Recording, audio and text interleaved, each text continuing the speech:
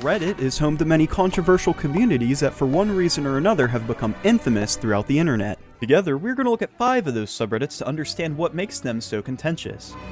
First, we are going to look at a subreddit called r/antinatalism, which basically is a subreddit defined by the philosophical belief that having children is morally wrong, and that it cannot be justified. And I'm sure you can already see why they're on this list. It's also important to note that they encourage their members and visitors to treat one another with empathy, compassion, and respect when engaging in discussion and debate. How wholesome, am I right, guys? However, in typical Reddit fashion, that empathy only extends so far. For example, this guy made a post about how much he loves his child and how the experience has given him more meaning in life. However, what he failed to consider was the thoughts of r/antinatalism. It's weird AF how people think like this. Only a child makes my life mean something at all? Gosh, being a good father is such an ick for me, sweaty. Jokes aside, this is grossly repulsive. Imagine trying to shame a person for finding purpose through parenthood. Even if you're psychotic and think it's weird, it's none of your damn business. It's f***ing comedy gold how these people can tote empathy but not even understand how normal people think.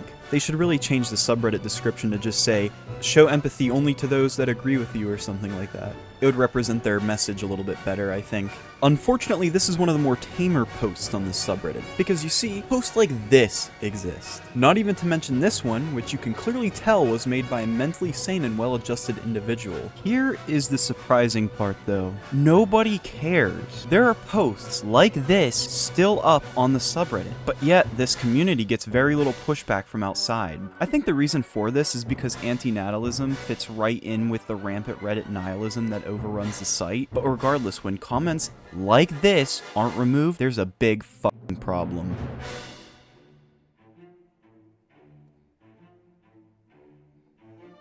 r/truerateme aims to provide facial ratings for both men and women based on objective factors such as harmony, sexual dimorphism, symmetry, and qualities of their features. Basically, they try to rate people's appearances scientifically, which is definitely interesting to say the least. I did do a whole video on the hypocrisy of this subreddit, so if you want to learn more, consider checking out that video after this one. But anyway, how the subreddit typically operates is that a user posts an image of themselves asking for members of this subreddit to objectively rate them. Then the chronically online raters review their 3 separate rating guides to appropriately rate said poster. However, most of the time, their comments end up getting removed because they rated a 6.1 instead of a 6.0 and they got warned for overrating. As you can probably see, this subreddit has become highly infamous for their notoriously low ratings. It's very rare to see anyone get over like a 7 out of 10 on r/truerateme. There are so many examples of these conventionally attractive women getting like 5 and 6s. And the reason for this can be found in the women's rating guide. Basically, this guide shows examples of faces that fit into each tier, 1 being God's forsaken and 10 being girls you see at the airport.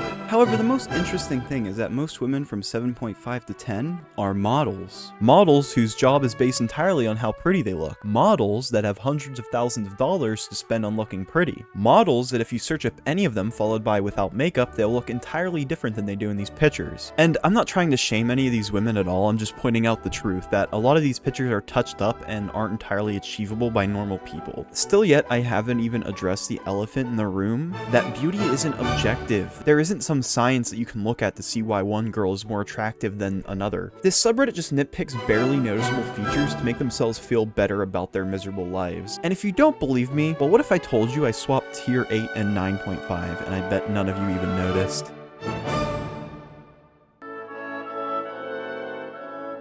r/askreddit needs no introduction. It is arguably one of the most widely used communities on the site. Fortunately, this subreddit is going to be a little bit of a breath of fresh air for you guys, because the only issue with r/askreddit is that everybody in it are horny motherfuckers. For some reason, half of all the questions asked on this subreddit are explicit. It looks like a 14-year-old's Google search history. Guys who bought the "you won't last 5 minutes playing this game" from the ads from adult videos.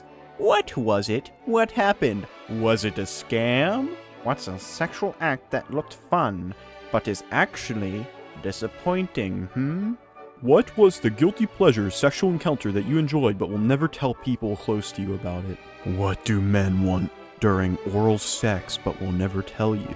What seems sexy until you tried it? People who lived out your sexual fantasies and regretted it. What happened? I can't keep doing the voices, man. It's too good.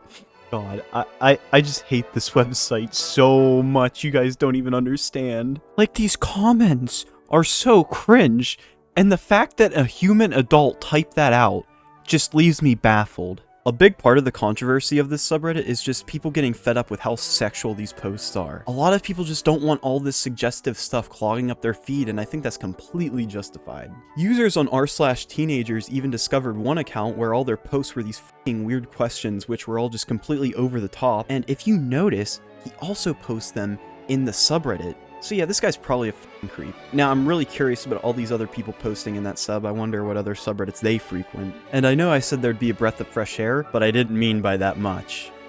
One thing to note as well, I've noticed a lot of these accounts that post horny stuff to r/askreddit are sometimes entirely focused on questions like that. And my personal theory is that it's some kind of weird karma farm just to get upvotes and shit. And I don't know if you guys know or not, but if you put tits or sex or ass in any Reddit post, you are guaranteed to get upvoted. It's like a guaranteed science.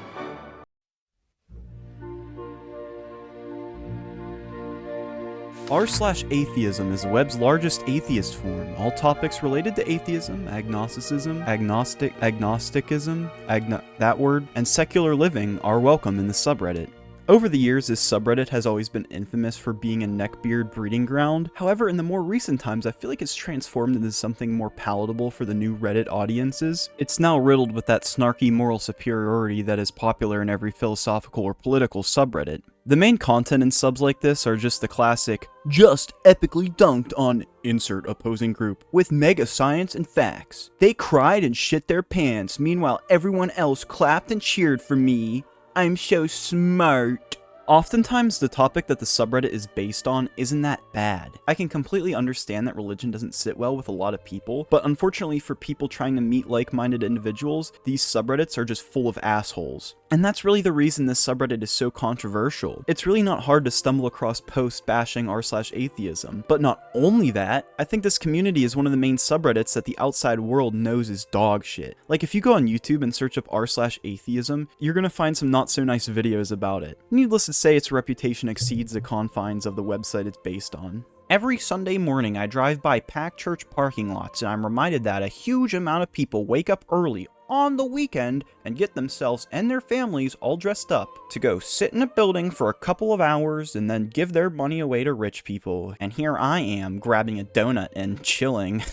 Sometimes you just have to live and let live. I mean, for example, you can say, I can't imagine getting up on Sunday to buy a $5 donut from Starbucks instead of going to the gym and eating kale. Like, it's kind of weird that this guy's so pressed about a person doing something that doesn't affect him whatsoever that he just posted online. But on a positive note, I feel like this is the only remotely dumb post I could find today. This subreddit has kind of grown up, and I personally feel like it's not nearly as bad as it used to be. And it seems like a lot of the posts making fun of the subreddit are making fun of like a past version of it. Like, no, it's not the neckbeard haven, fedora capital of the world anymore. It's just people discussing their experiences with religion. And yeah, assholes do linger, but that's every community, and for the most part, it's not that bad.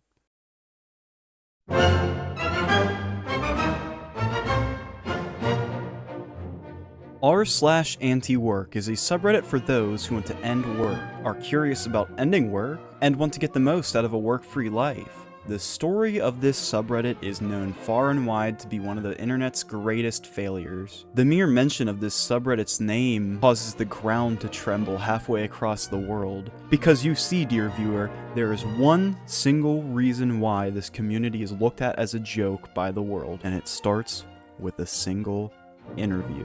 But first, let me set the scene for you. It's the year 2021. The world is in the midst of a lockdown. Businesses are closed. Taco Bell isn't open. Shit's bad.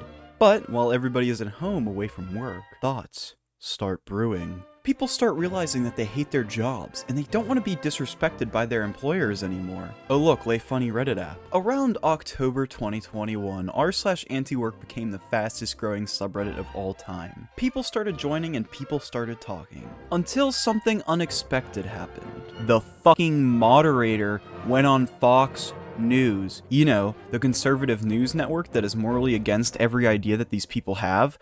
I don't understand really what this is about, except it sounds like maybe people are just being lazy. Are you encouraging people to be lazy? And what do you do, Doreen? I'm a dog walker.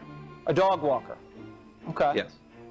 And how? Yeah. So How old are you, if you don't mind me asking? Sure, I'm 30.